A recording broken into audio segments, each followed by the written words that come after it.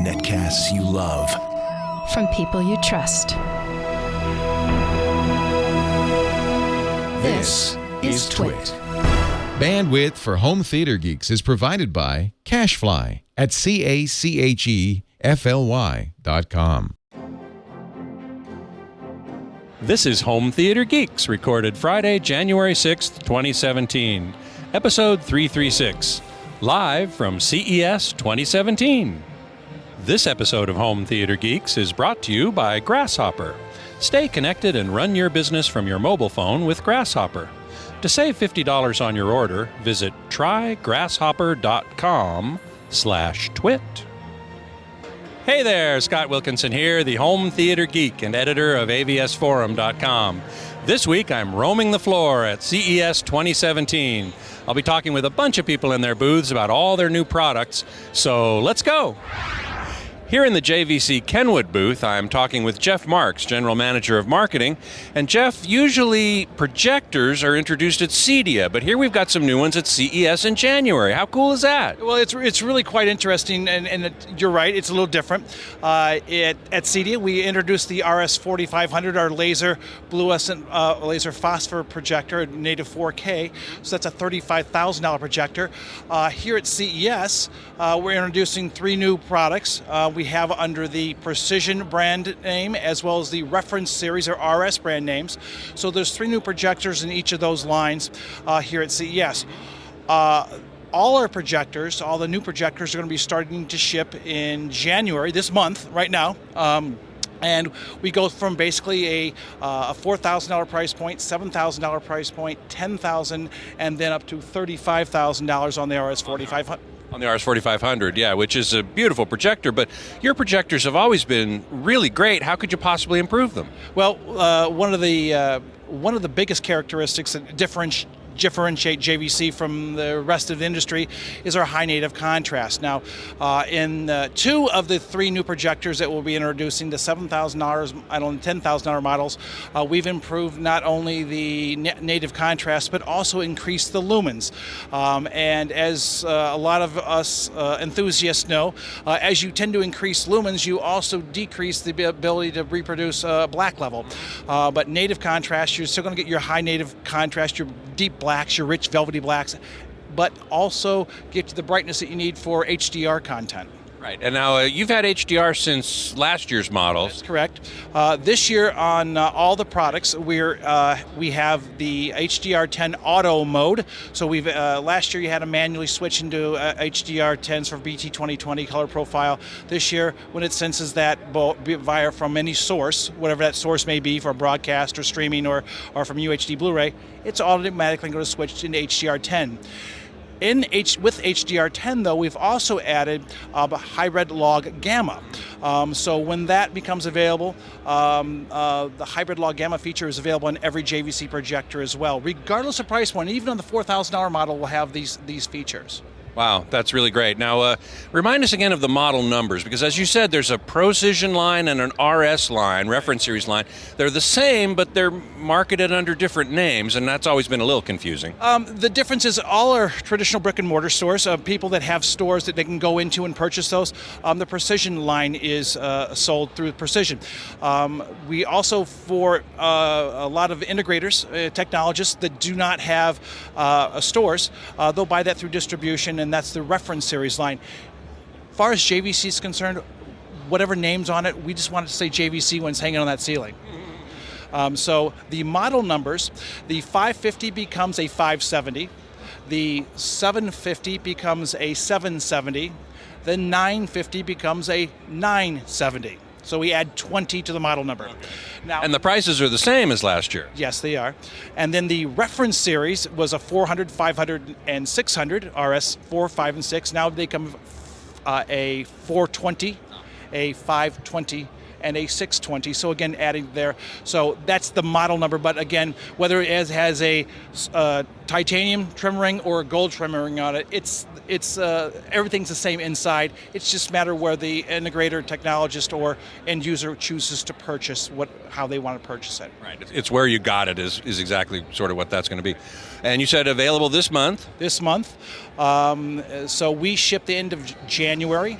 And the top of the line, two top of line models also have THX as well as ISF calibration with corresponding software.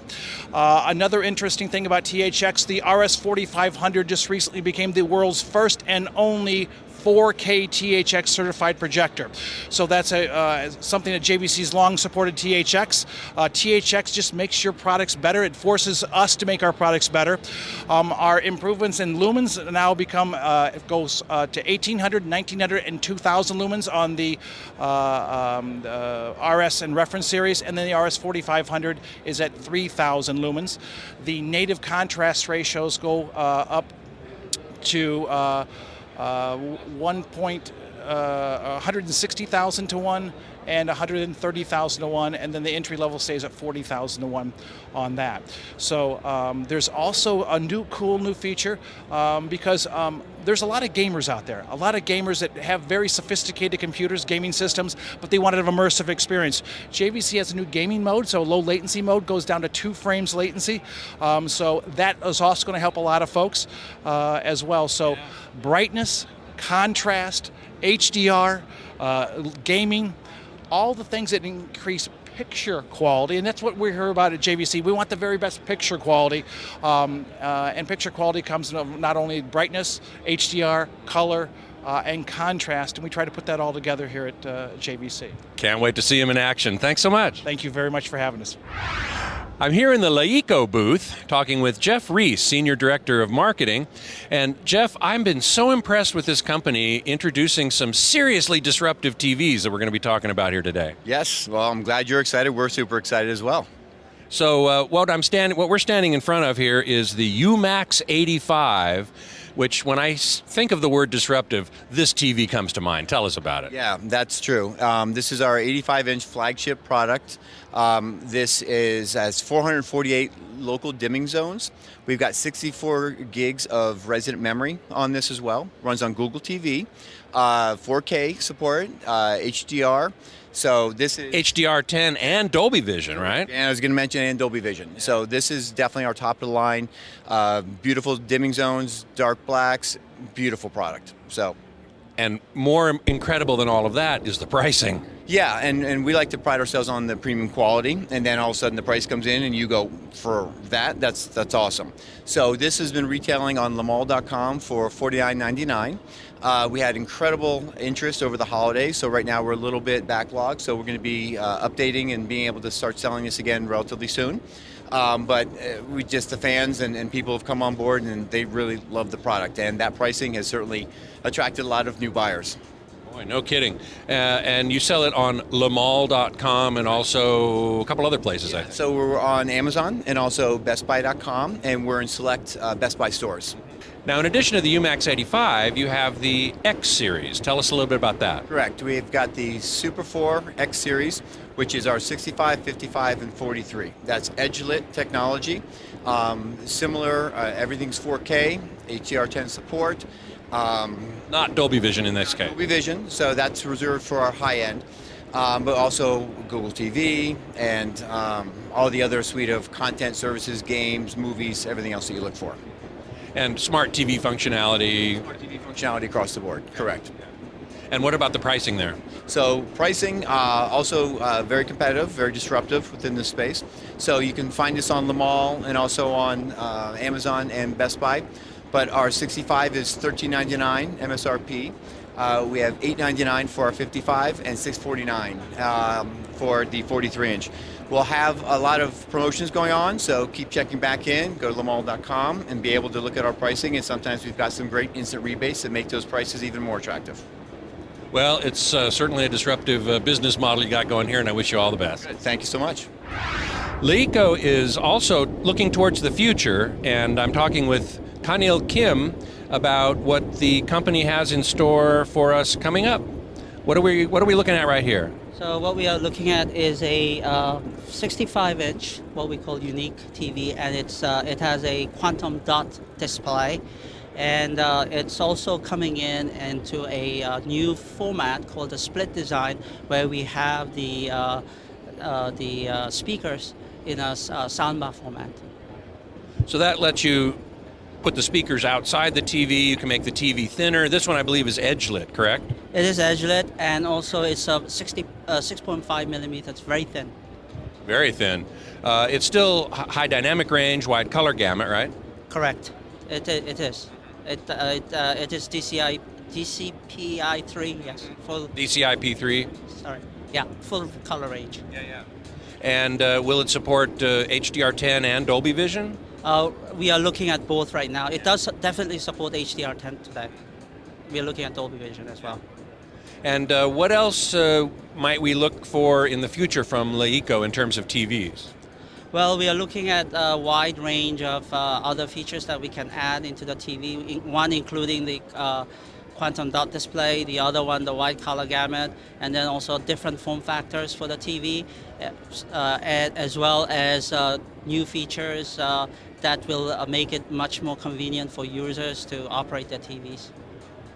Well, I look forward to seeing them. Thank you so much for talking with us. Thank you.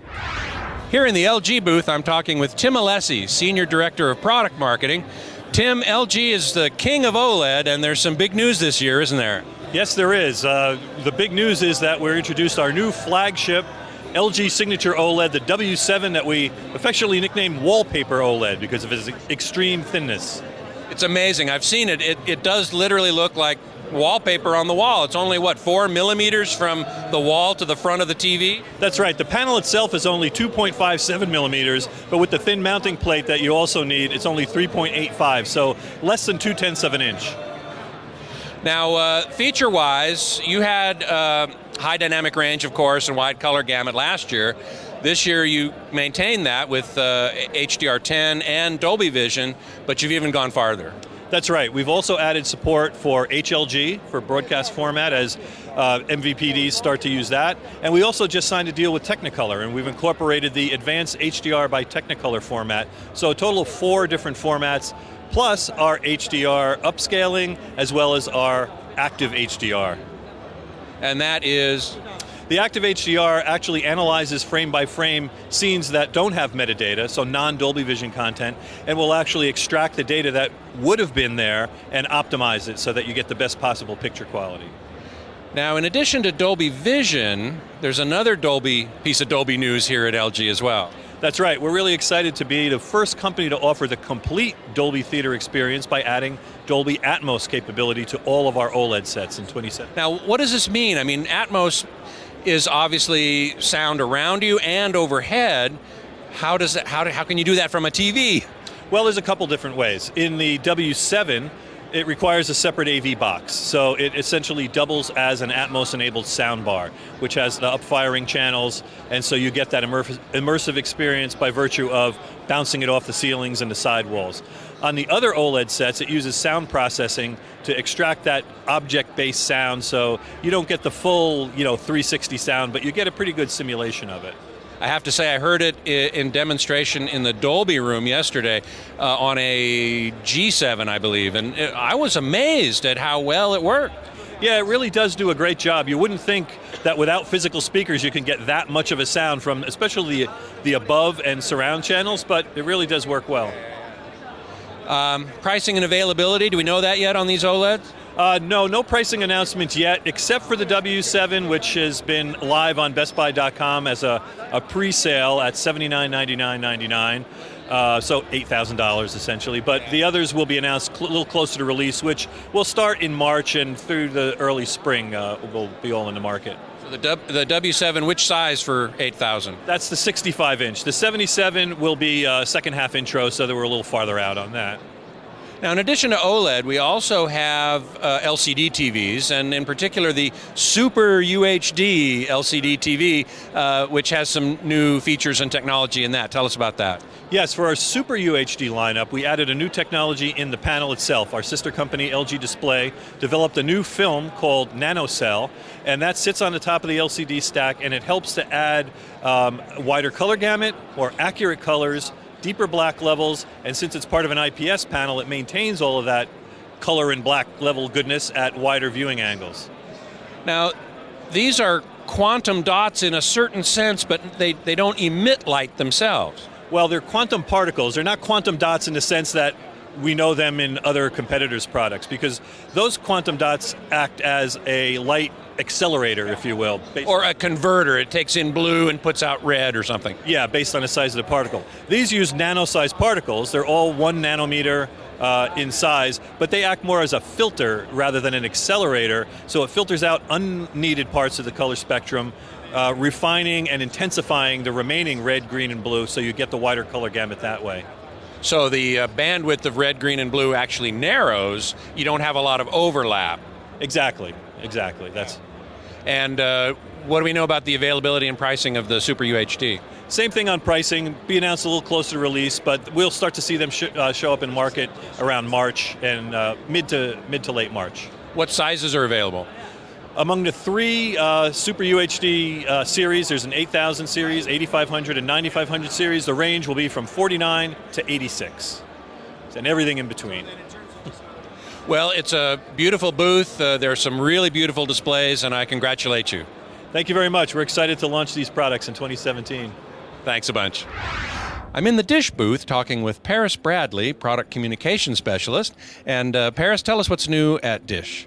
Well, first and foremost, we're showing our integration with the Amazon Alexa. So you have hands-free control of your set-top boxes. So if you want to say, Alexa, tune to HBO, or show me what's on my DVR, you can easily now do that. And we're going to see a demo of that in just a second. But at the moment, it's somewhat limited implementation because it's a beta, right? Yes, it's in beta right now. But when it launches by the middle of this year, everything you can do with your remote control, you can do with Alexa. Man, are we talking Star Trek here or what? We are indeed.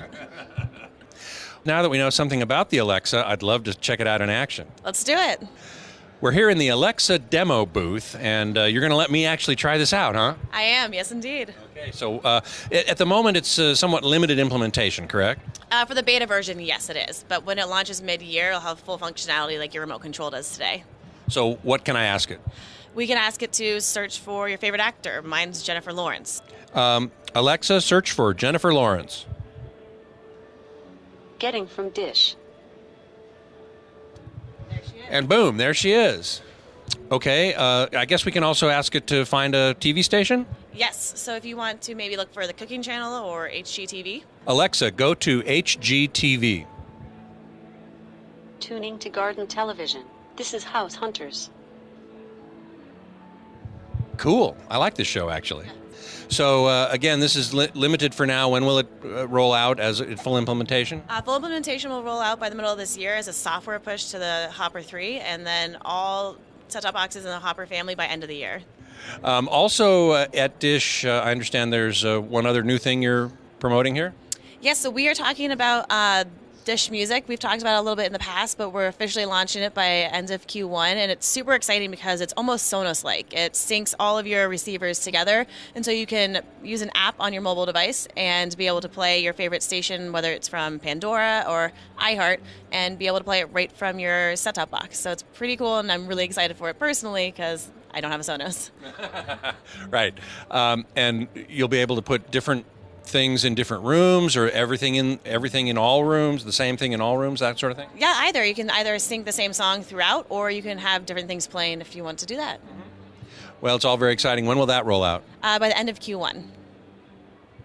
Excellent. Well, I think Dish is really moving forward and doing some great things. Thanks so much. Of course. Thank you so much.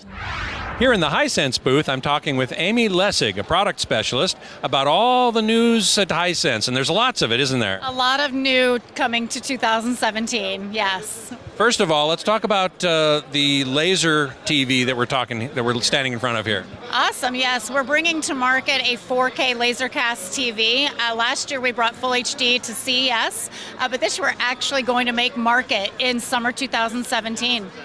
And do we have a price point on it? We have a price point of $12,999. That includes the LaserCast TV that will sit on a table within 16 inches of your wall, the 100-inch projection screen, and a 5.1 audio suite. Yes. Very nice. Now this is what's called an ultra short throw projector. So as you said, it can sit very close to the wall, like 16 inches or maybe less even. Even less. We're usually 13 to 16 inches away. Yeah. And produce a 100-inch image without having to worry about anybody walking in the beam or anything like that. It's like a big, giant, flat panel TV. And that's why we go ahead and still name it a TV, because it's working like a TV. You can get all the content from providers like you normally would via HDMI. Now, does it have any streaming or a tuner or anything in it itself, or is it really more of a monitor? It is kind of where the TV would have the HDMI ports. You have that capability as well as USB for media as well. So we have still a lot of ways to communicate that content to the TV. Is it HDR capable? Yes, it is. It is HDR compatible. With HDR10, I assume, not Dolby Vision. Yes, correct. And wide color gamut? Has wide color gamut, UHD upscaling, and it also has motion technology. Now, I assume that it's a laser light source, so it's probably laser phosphor. We actually have a dual color LaserCast TV available. It's actually not available in the US or China right now, but it is in R&D. Right. And that one, both of them are based on what's called blue phosphor hybrid laser. So blue laser, yellow phosphor wheel. You combine those two together, you get white light. And in this case, it's actually split into 3 colors with dichroic mirrors. Yes, correct. Yeah. And we get this one. We are able to achieve a little bit beyond Rec 709 color, and it's HDR compatible, so it can accept the HDR signal, and it'll display it as best it can. And this one is the one that's about 12. What did you say the price? $12,999. Yeah. So roughly $13,000, which includes the screen and the 5.1, and that's all great. What you're calling dual color, which isn't really available yet, is where you're going to actually have a DLP color wheel in addition to the phosphor wheel. Yes, correct, absolutely. That will produce a lot more colors, so will we reach a wider color gamut. Yep. The HDR metadata will actually disperse to a wider color space and luminance. Right, and this one, what's the peak luminance of this one here? We are at 2,700 lumens on this panel. Right. And the prototype dual color one is going to be more like in the 3,000 range. Yes, correct, 3,000. So it'll really be able to do more high dynamic range than this one.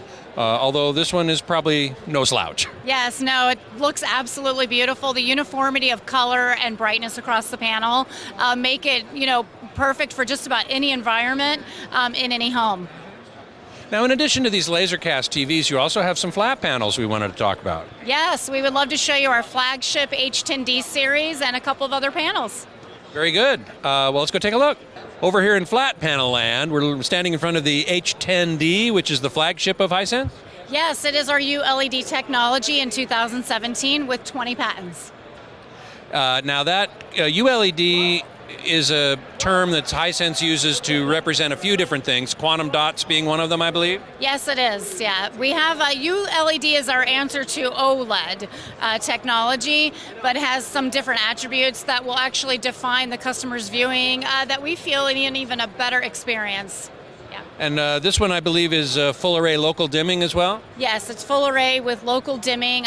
The OLED technology really caters to 3 times brighter than OLED technology, so that local dimming definitely plays a big part in that technology. Now, this is also high dynamic range, HDR10 and Dolby Vision? This is Ultra HD Premium with HDR10 as well. Yes, yeah. Now, the other models in the line are? They are HDR10 compatible. So from the H9 series through the rest of our 4K, you will find HDR compatible. Depending on the panel size, you have a higher peak luminance and color space. So even the H6, which will be in specific retailers, will have HDR compatible. So marching down the line, we have the H10D, the H9D Plus. What's the Plus? Yeah, so the Plus is actually giving us wide color gamut. It's a little bit of a different feat on the panel itself, as well as a motion of 120 native and a 240 motion rate. So it has a little bit better motion than the H9D we had last year in 2016. Now the H8D was so popular, I heard at the press conference, it actually sold out. Yeah, it was definitely our wow for 2016. We had really great response from our consumers, and our customers just gravitated for gaming, you know, the great color picture quality. It has a lot of premium features for the price. And then there are the Roku. You have some Roku TVs now as well. This is a first for Hisense, I believe? Yes, we have 4K Roku this year in 2017. We had full HD last year only and did very, very well with our consumer reviews. And so this year we're bringing 4K. We're really happy about our 75-inch Roku, which will have a 240 motion rate with a 120 native, as well as Dolby Vision. Ah, so that will have Dolby Vision from streaming in from Roku. Correct, yes. Yeah. And the pricing is pretty aggressive as well, isn't it? It's amazing, $19.99 for 75-inch Roku panel. Wow. Now that one's not available quite yet, right? No, we're looking at summer of this year. Yeah. And then finally, first for Hisense, you've come out with some sound bars. Yes, we're really excited about our soundbars. We wanted to be able to accentuate a Hisense TV in your home as well. So why not bring a family of soundbars from a 2.0 all the way to a 5.1 with great retail pricing at $79.99 to $299.99 for a 5.1. This is all going to be available in the U.S. as well as other countries around the world. Yes, absolutely. We're looking probably for an April to May launch time in our soundbars.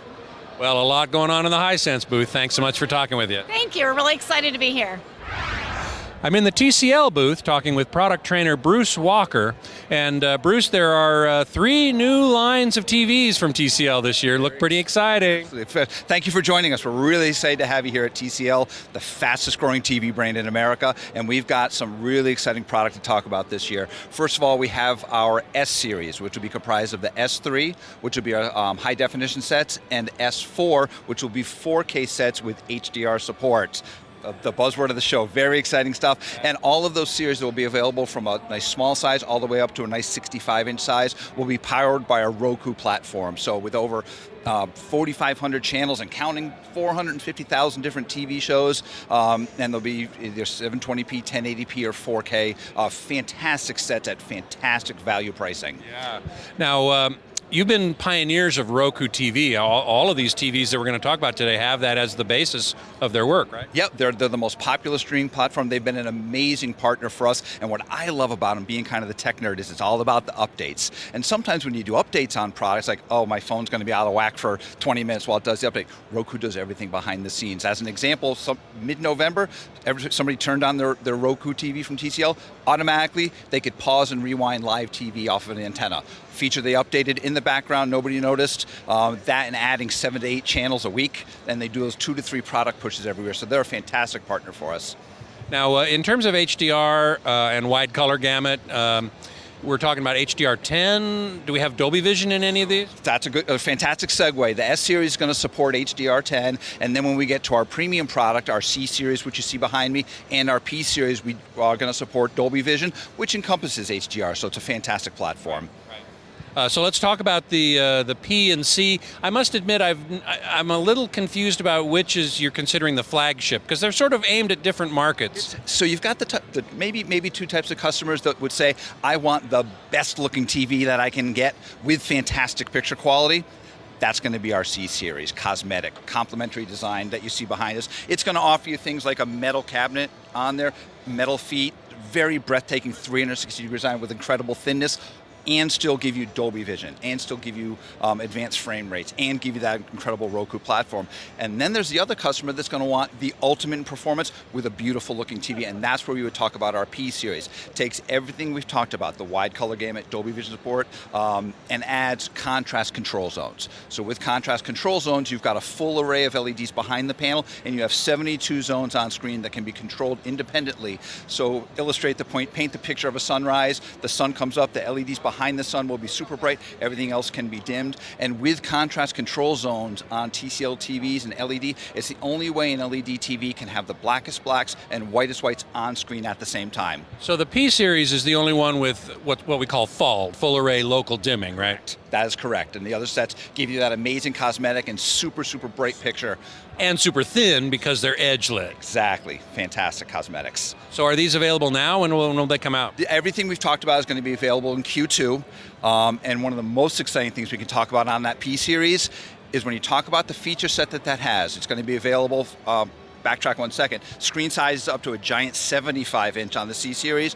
The P series will go up to 65-inch. And when we talk about that 50-inch P series, so 50-inch, Dolby Vision, 4K, Roku platform, contrast control zones will hit the street at under $500. Holy smokes! Very, very excited. Wow. Well, the price pressure is pretty intense in the TV business.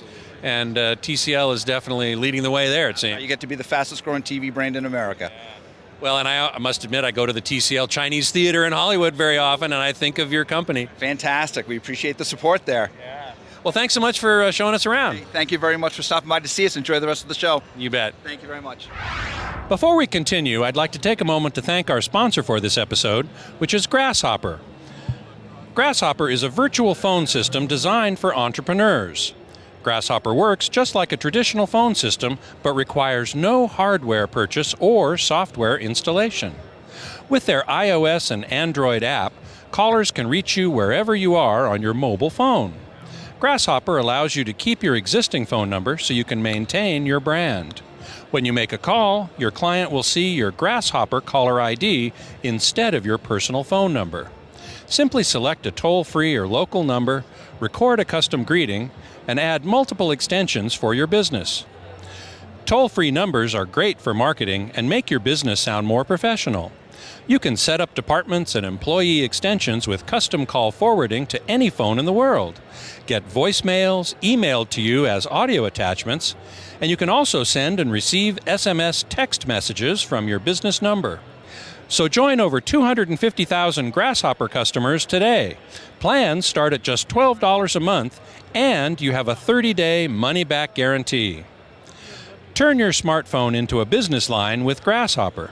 To save $50 on your order, go to trygrasshopper.com/twit. That's trygrasshopper.com/twit. And we thank Grasshopper very much for their support of Home Theater Geeks. Here in the Klipsch booth, I'm talking with Mark Cassavant, Global Business and Brand Development. Mark, the entire booth is full of brand new product. Yes, this is one of the largest booths we've had in many years, as I can recall, and it is chock full of new products. Yeah. One of the ones I wanted to talk about was sort of the reintroduction of some of your classic products with new technology. Yes, so the refinements and the evolution continues. So celebrating 70 years in 2016, so now into 2017, we're continuing the rollout of the anniversary products. So last year we had the anniversary Klipsch horn, of course, and now we're going to do the La Scala. We did the Cornwall, and this year we're bringing back a beloved product, the Forte. So the Forte Mark III, and it'll have additional refinements to the Tractrix horns, the mid-range and the high-frequency drivers are now titanium with linear travel suspension, which really makes a nice difference. Ultra low distortion, same high efficiency we're famous for, but that classic Klipsch sound that is beloved, and everyone here has been flipping out. They're very excited about it. There's another one out there in the sort of classics reimagined section, which is a two-way, I guess, a big woofer and a horn tweeter. Tell us about that one. Yes, the 15s. The interesting new combined product of new technology and our heritage. Authentic materials, wood, Of course, real wood. We're going to have a variety of finishes, but it's a gorgeous enclosure, but it's self-powered. So it has digital amplification, it has digital inputs, analog inputs, phono input, Bluetooth, wireless streaming, all that. And because it's totally contained and the engineers are defining every last detail, the performance is going to be impressive. A two-way horn-loaded 15-inch system that would make Paul Klipsch happy. Very good. Then another big push here in the booth is for your stream system. Tell us about that. Yeah, so the entire family of products of Klipsch Stream, it's expanding. This is an expanding universe, and it's been very popular. So we're having these authentic, again, these wood materials, copper, the metal tactile feel of the knobs and the switches, and then, of course, integrating features that people can use today. So these are compact but very high performance, high resolution audio systems. Of course, with the Play-Fi integration, we emphasize the high resolution nature of that.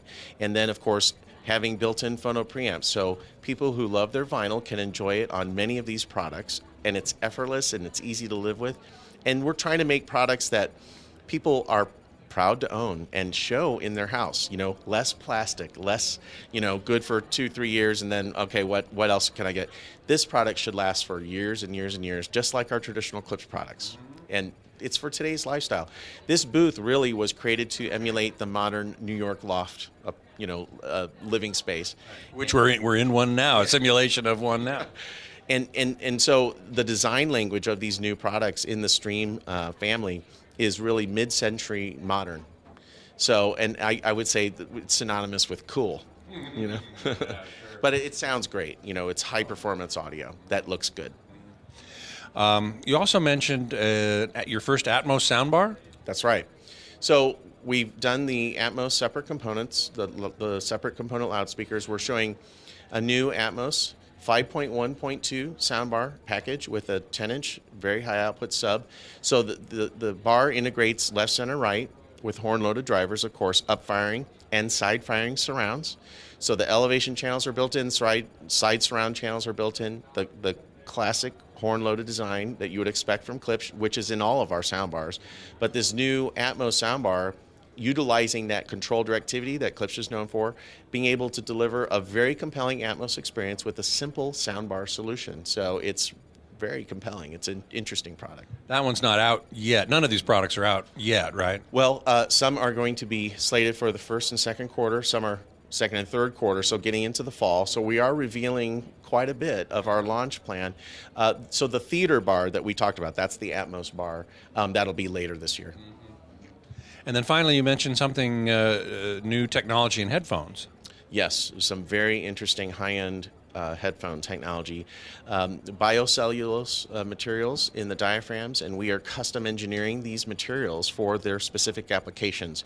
We have these open back, large diaphragm, exotic headphones that are just fantastic, very much for the audiophile and the music lover. Open back with the wood materials, the copper, the leather.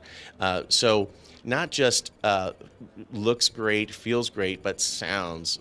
We're going to open up some new performance categories at these price points, the top model being $1,000, but worth every dime. I was listening the other day with our team. They've done amazing research with these materials. It's not off the shelf, which a lot of headphones, believe it or not, a little bit of off-the-shelf stuff, not from us. We are custom engineering this, and they have done an amazing job, and we have had a lot of attention over there with the headphones. In addition, we have some new DAC preamps and headphone amps that also work as external system preamp, So very good high-res DACs that work with the best of our headphones, of course, because it's, right there. So the audiophiles are going to hear all those details, but also the flexibility to feed an external loudspeaker system. So it's a win-win and it's a very reasonable product. It's $499, so you can build a nice little audiophile system around maybe a multimedia desktop computer-based system where you have your high-res files on your computer, but you're enjoying it right there in near field with high-resolution playback. And then one last thing, you're coordinating a bit with Capitol Records, which is also celebrating an anniversary milestone, I should say. Yeah, this is what's been really cool. We've been focusing on being able to play real turntables through our products without the external preamp. So built-in phono preamps, and this resurgence in vinyl, it's really, I think, it's more fair to say maybe a resurgence in the passion for audio, and that people maybe are listening to music 20 minutes at a time at least, sitting down, maybe with a glass of wine or whatever. We encourage, relaxation in today's crazy lifestyle. But with Capitol Records, they came through here and they saw what we were doing, I think it was last year, really, at CES, and they talked to Paul Jacobs, and they're like, we want to do something with you guys. I mean, 70 years, 75 years, where would we be without music and the content, right? So this collective passion for music makes perfect sense. We're going to have limited edition special finishes on classic product like the Heresy with this beautiful black, kind of almost a rosewood black stain on oak and other wood grains. And then we also are going to have some of the Stream products, like the 1 and the 3, which are in the marketplace, but they have this unique fabric and finish on the wood. So anyway, these unique celebratory products that have both the Capitol Records and the Klipsch logo on it, the same logo. Combined. Sounds like an exciting year for Klipsch. Yeah, it's gonna be busy, but we're really excited about it. Thanks so much for talking with us. Oh, our pleasure always, Scott. Thank you.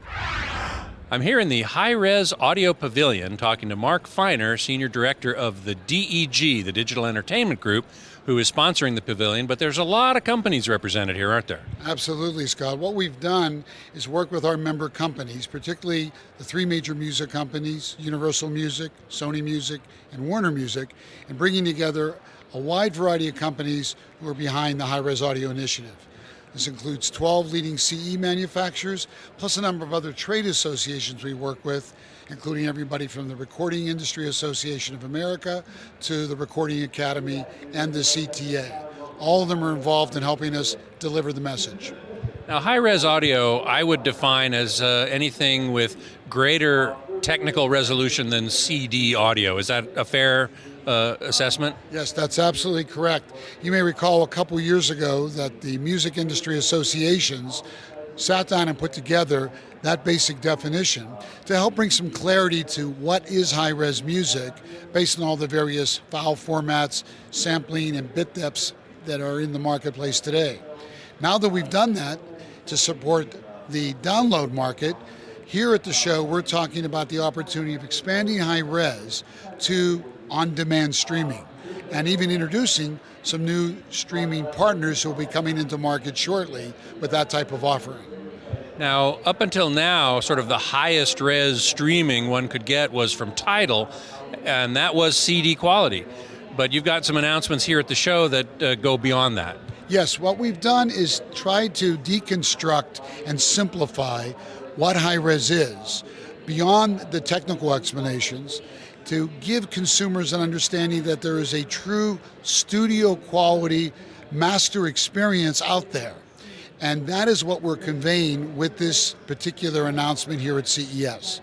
So regardless of what the file format and resolution is, as long as it meets the high-res definition, we're now saying that regardless of how you receive that information, that music, you can hear it with studio quality sound, just as the artist and producer intended when they recorded it in the studio.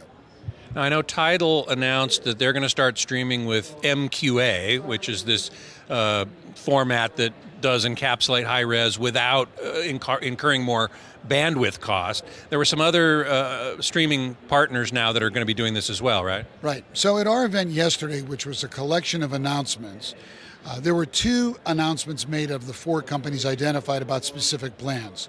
As you referenced a moment ago, a day and a half ago, Tidal announced that they are going to be entering the market shortly with MQA encoded music files, which, to your point, will deliver those files in mobile devices more efficiently.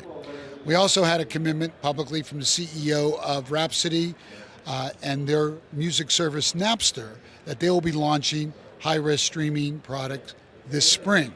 And we also received support from both HD Tracks, the current leader in the download space for streaming in the future, as well as Pandora, who last time I checked had about 70 million or more internet radio subscribers. They're looking at this as a way of entering the streaming market as well.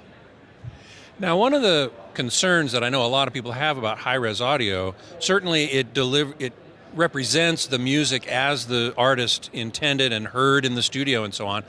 But reproducing it requires a certain level of performance out of the gear and also a certain environment. You know, for example, if you put it in a car or you're walking down the street, the noise floor is very high already. Can you really hear a benefit of high-res audio under those conditions? Sure. So we'll take those step by step in terms of responses. In terms of the hardware, one of our other partners is the Japan Audio Society. They've worked very hard to license more than 60 manufacturers with basic specification performance, certification for their devices that guaranteed that they could produce virtually any high-res file format to the standards required to achieve that music experience. As far as the production environment is concerned, for that music, we're also working very closely with the Recording Academy, with their more than 6,000 producers and engineers and mixers who are members, to ensure that they have the prerequisite production guidelines in place to achieve the right quality masters. Like anything, music and any other form of entertainment is an art, and how you deliver and record and provide that art is skill and based on the capabilities of each individual artist or creator. But we think we have the building blocks in place to guarantee that regardless of how you're listening to that music, as a consumer, you will get the benefits of this, whether you're in the car, on a portable listening device, or at home. But again, that brings back to the question of environment. If you're in a car, you've got a fairly high noise floor, so you're not going to be able to get the full dynamic range, right, for example. So how will people be able to get the full benefit in a portable environment such as a car where the dynamic range can't be as high as it is in a nice quiet room? Well, there's a number of different ways that the automotive manufacturers are looking at this, and while it's a work in progress, what they realize above all is the opportunity to engage their purchasers of automobiles with a better quality entertainment experience is one of the key business opportunities they have. So they're working now to try to provide better, more efficient ways to give a better quality listening experience in the car, about the limitations it has versus being at home. The same holds true in the portable listening environment. As good as the headphones are that we have in our industry today, as you know, Scott, there are certain limitations we will still have in terms of ambient noise and limitations based on the design of the device themselves, over the ear, in the ear, and so on and so forth. But providing the content at the highest quality level and the devices to perform at that level, regardless of application, is the very least our industry can do to give that experience a good chance of success. So what's in the future? What are we working on now? Well, the big news beyond the announcements of streaming partners was the fact that the industry, with all its various messaging and brand campaigns that goes on, is agreeing to come together to promote this new concept of streaming studio quality music in the future with one umbrella message. And we're calling this Stream the Studio. It's very simple. It addresses the two key fundamentals. Number one, the future of our entertainment business is millennials and Generation Z. These people stream everything. They're not ownership oriented, they're lifestyle usage oriented. They want their music anywhere, on any device, at any time. So to be able to do this and clearly communicate the benefits of studio quality sound, we want to make them understand that streaming, which is their preferred distribution platform, has a studio quality experience. And why this is important is key. All the research we have from both the CTA, music companies, and the various organizations shows there's not one type of music customer, but numerous groups of customers within these segments. And as far as millennials, a growing number of them want to be experiencing something that gives them that emotional connection to their music, the same way they do when they go to a festival, a club, or even the visceral effect of having a vinyl LP on the wall to represent the connection to the artist. We're going to take this campaign and we're going to go out and evangelize it via social media and at consumer-driven events, working with the producers, engineers, and artists, and the various other associations and companies. Well, certainly I know it's been demonstrated that highly compressed music has much less impact on the emotional response than uncompressed music. So, and I think to your point that high-res audio would have even more emotional impact, which is really what we're all looking for, isn't it? Exactly. And keep in mind that we have a whole generation of music fans who've grown up digital, but have never had a chance to equate sound quality and digital in the same sentence. Because digital was based on portability and access and convenience. Now with high-res studio quality music, streamed the way you want it, when you want it, we have a chance to give you both without any compromises. Sounds great to me. Thanks so much. It's been my pleasure.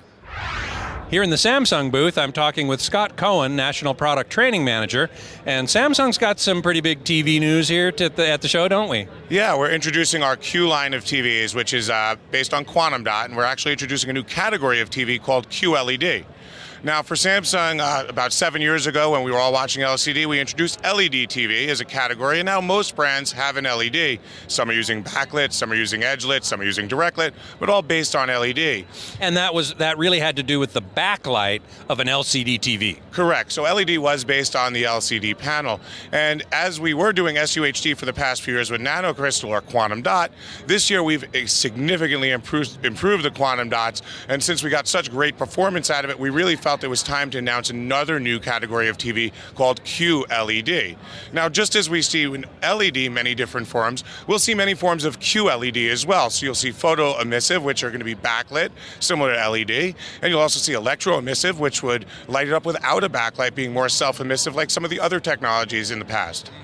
So this is going to be an overall moniker to apply to technologies now and in the future. Yeah, so we believe right now it's photo-emissive for QLED, but in the future we know we're going self-emissive, which is obviously the creme de la creme in QLED. However, with the new Q series of TVs, we redesigned the entire panel around these new quantum dots, which give us much brighter picture, but not just bright as in white, but full color volume all the way through the brightness spectrum. So in the new redesigned panel, we've also improved off-axis viewing, and we've also built in multiple layers of anti-glare and anti-reflective. So this TV performs head and shoulders above what we had done in the past, which is why now is the time to introduce this new category of TV. So these quantum dots in this particular case are still part of the backlight system, and you still have color filters, and so it's performing more or less the same, but again, you're looking towards the future.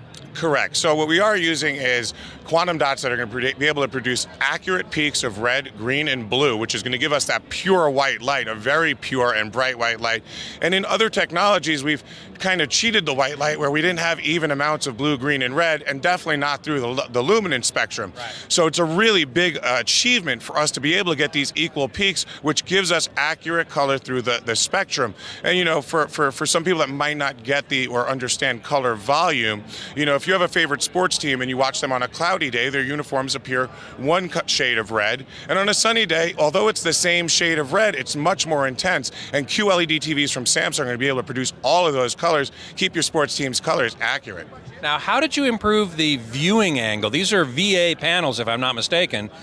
They are SVA panels. Roughly VA, I mean, in a generic sense, which generally don't have a very wide viewing angle, but have deeper blacks. So if you've you've maintained the deeper blacks, but widened the viewing angle, I'm wondering how the heck did you do that? So it is a redesigned pixel structure. So the older pixels were more focusing light into the sweet spot because we needed as much light as possible to really create a picture that popped, and the payoff was people off on the off angle, kind of had a slight color shift. However, now that our TVs are so bright due to these new quantum dots with the new material, we no longer have to focus the light as much, making it more dispersed, allowing everybody in the house to have the best seat in the house. Now, the mounting situation here, this is the Q9 behind us, I think, and the mounting situation is kind of unique too. Yeah, so on the Q series, you know, we spent a lot of time innovating on picture quality, and I think it's very obvious to everyone that comes here, but we spent an equal amount of time innovating in design.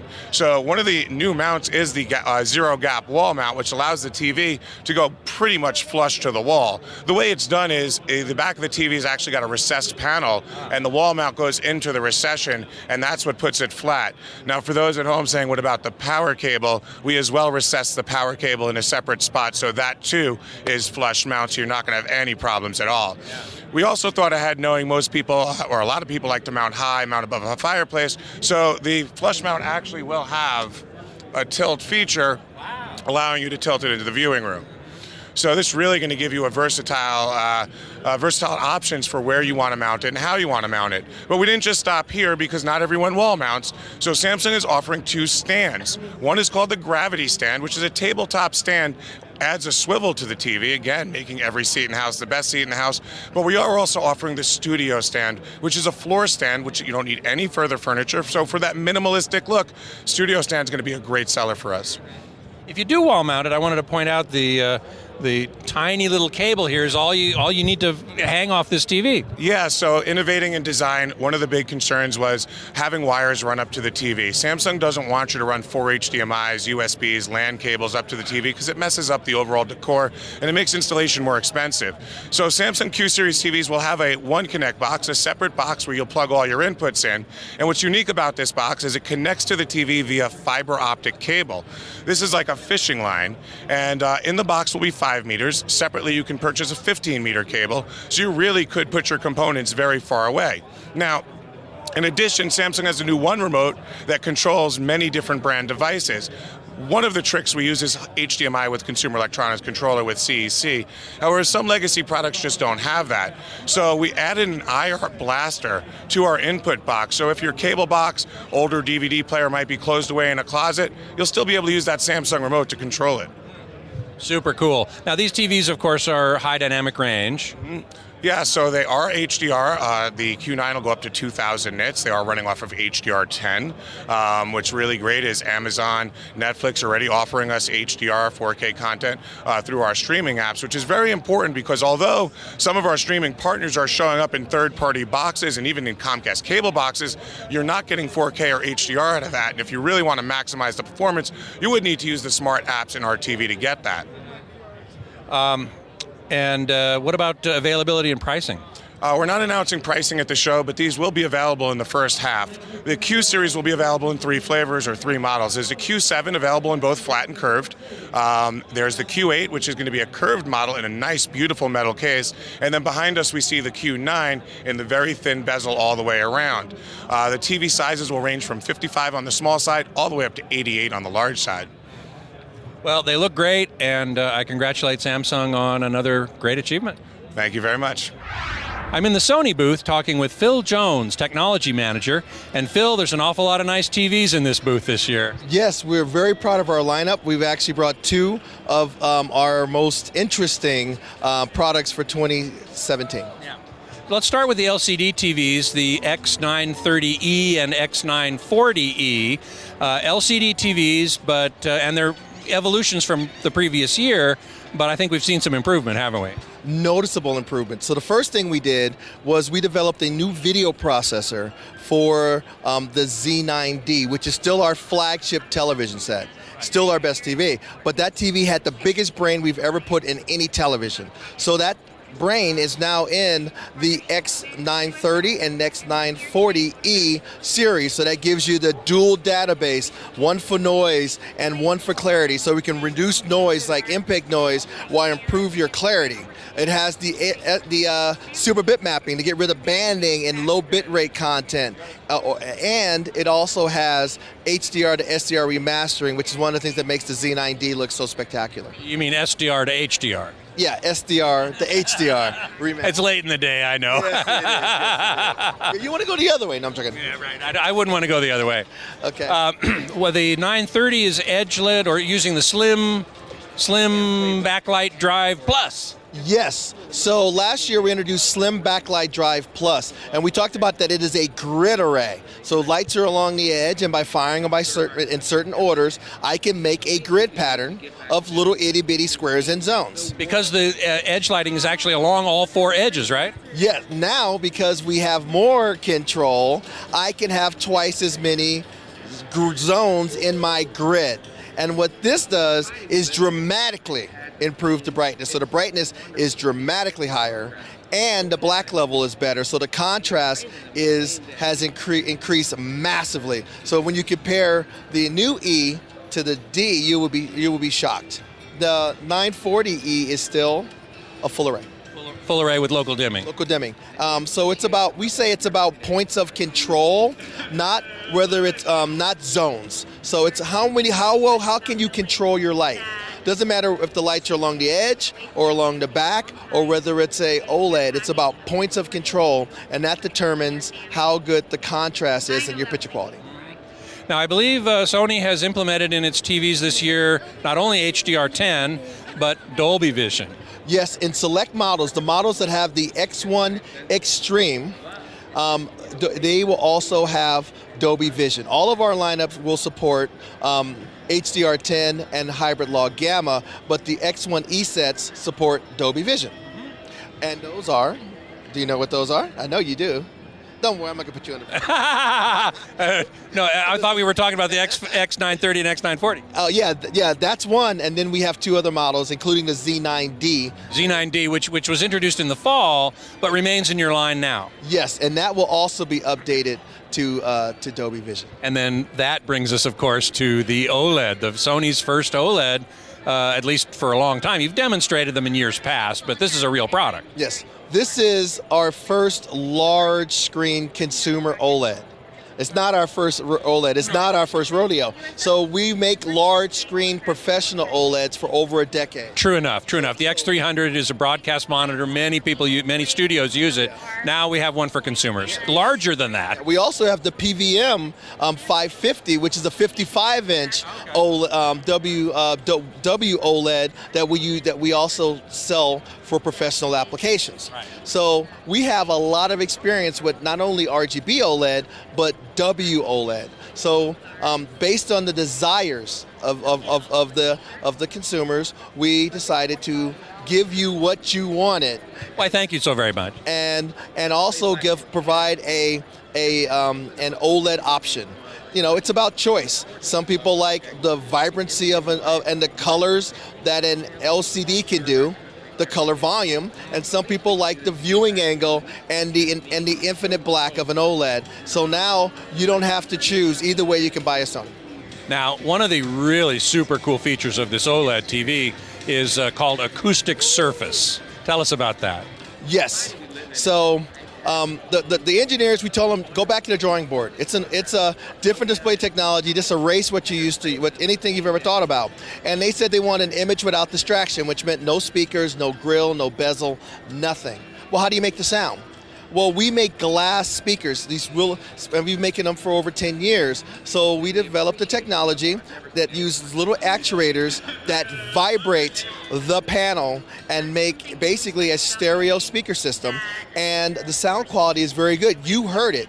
And it is very good. And the nice thing is, because the panel is so big, when you move it, you can't see it. So you don't have to worry about seeing it move. Vibrate like that. Or it's shaking your cabinet, but the amount of sound that comes out of it is dramatic, and the voice comes from the screen, not from below or from the sides. Right. Now, below a certain frequency, you might see that vibration, and so you roll off the lower frequencies to a woofer that's not in the screen itself. Exactly. Most of your viewers are familiar with something like an electrostat. An electrostat does the same thing. You use a thin membrane, or like they're using a thin membrane, we're using a piece of glass to generate the majority of the audio you hear. But as we start getting into the lower frequencies, where you would have to move the membrane dramatically and it could cause vibration, then we switch over to a subwoofer that's in the back. Now, the OLED also has HDR10, Dolby Vision, HLG, so it's got all of the full high dynamic range capabilities. Yes, and it has the X1E. The difference between how we utilize it in the OLED compared to how we would utilize it in the Z9D is, in the Z9D, the X1 Extreme also controls the backlight master drive. There is no backlight. So now all that processing power that was used to control the backlight is used to control the panel driver to drive the OLED out of black. We know they love black, but we know they also don't want to leave black. And based on our experience with the professional monitor and what they wanted on a WOLED, we have learned how to drive it out of black, and we taught it to the X1 Extreme. Some of my readers on AVS Forum have asked about 3D. Is that in these TVs, or has Sony, like many other companies, kind of said, okay, we're done with 3D? Yeah, these TVs do not feature 3D. And that is because, number one, 3D is not part of the 4K Blu-ray standard. So, and also, whenever you have 3D, you got to have some sort of lenticular or do something that could hinder the TV's overall maximum brightness and performance. So, and if you look at displays, the HDR is so good and the contrast is so high, it literally looks three-dimensional without even having to be three-dimensional. I totally agree with that. Okay, finally, I want to draw some attention to this massive screen behind us. This is not a consumer product. Well, it could be if you had the money, but it's not really focused primarily on consumers. But it is so damn cool, I want to talk about it anyway. Yes, the reason why we brought this is we hear a lot about LCD versus OLED. What's going to be the future? They think the consumers think that that's the only choice. Professionals know that is not. So what we did was, this is a device that we are already selling for professional applications, and the name is, they call it CLEDIS. And CLEDIS stands for Crystal LED Integrated Structure, and it allows you to basically do displays like you see here, which is 32 feet by 9 feet, playing an 8K by 2K 60p video content. Now, it's a tiled display, right? You can build any size you want based on putting tiles together, right? Yeah, I like to call it video Legos. So, for example, you come in, you tell Sony, what is your application? Hotel, design studio, a high-end home theater, and then based on your needs, we can assemble them. We can make triangles, we can make squares, 16 by 9, 235, whatever you would need, and just by using their proper amount of units. The one back behind us uses 144 to make a 32 by 9, 32 foot by 9 foot. You want a 16 by 9? It's 72. Yeah. And so so based on it, and then once you assemble it, there's a controller that helps the units figure out how to assemble the picture. And the black level is 0. It's 1,000 nit brightness, full screen, 140% sRGB, 180-degree viewing angle, and the black levels are actually better than an OLED because it does not bloom like an OLED does. We should say that the basic technology behind it is neither OLED nor LCD, direct view micro LEDs. Yes. Now, remember I said an OLED blooms. Yeah. An OLED you'll have a white pixel, super bright, next to a black pixel. It measures with no bloom, but your eye kind of sees it. Your eye kind of blurs it, just like headlights coming in at you. In this display, each pixel, 99% of the pixel is actually black at all times. In the middle, there's a little set of ultra bright LEDs, a red LED, a blue LED, and a green LED. It takes up 1% of the pixel space. They are so bright that your brain fills in the rest of the color. So when you see the big white screen behind us, remember 99% of that screen is black. That's why when we were talking about how many discrete zones did you need, 8.8 million zones, how many zones can the human eye discern? So this is basically a $3 million proving demo on why we believe the Z9 is our flagship. Well, except the Z9 is an LCD TV. But they go, well, it doesn't have as many zones as an OLED. And this proves that you can't tell it anyway. And when we say it's hard for you to tell, it's hard for you to tell. Well, it is. You allowed me up on stage at one point, and I actually put my nose up on the screen almost. You can barely see the pixels even at that distance. Exactly. So it's just basically, we can go back and forth on what display technology is right today. Well, guess what? We don't have to argue. Buy a Sony OLED, buy a Sony LCD. But just remember that other technologies beside those two are becoming available, and it may not be a OLED versus LCD conversation in a few years. Well, those few years should be very interesting, but in the meantime, there's a lot to look at here. Thanks so much. Okay, take care. Well, that's it from CES 2017. It's been a wild ride, and I hope you've enjoyed coming along. Next week, I'll have a panel of journalists on the show to talk about everything we've seen and heard here at the show, so I do hope you will join me for that. Until then, geek out.